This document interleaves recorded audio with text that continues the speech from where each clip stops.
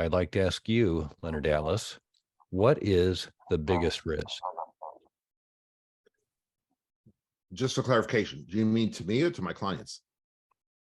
You can frame it for yourself or your clients, however you'd like to frame it. Well, I've spent so much time thinking about my clients. So the biggest risk to my clients is wasting the two commodities that you can never get back. You can only spend, you can never get back. And that's their time and their reputations. And far too many people have confided in me that they waste so much time with the wrong people.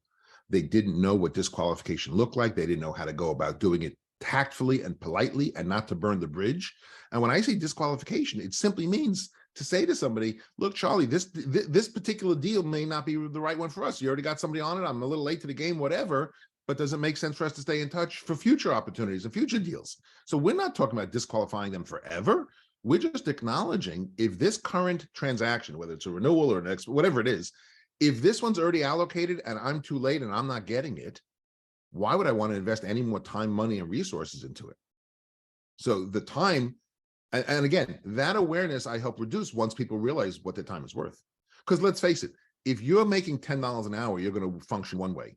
If you're making $100 an hour, you're going to function differently. And if you're $1,000 an hour, you're going to function even more differently. And you're going to delegate, and you're going to have more people do other things, and you're going to stay focused on what you do to make $1,000 an hour. So time, but reputation as well. Reputation as well. And I'll tell you something in closing. I did a lot of interim things during COVID because there were no workshops, there was no trainings. This whole industry shut down for 2 years, 2.5 years. And I met many wonderful people, but I met a group of people that I titled as fakes, flakes, and frauds. You have no idea. Now, I avoided the entire PPP industry and the PPE industry. I avoided those. I was asked immediately, masks and gloves, because people know I have access to people in real estate. I want nothing to do with that at all, at all.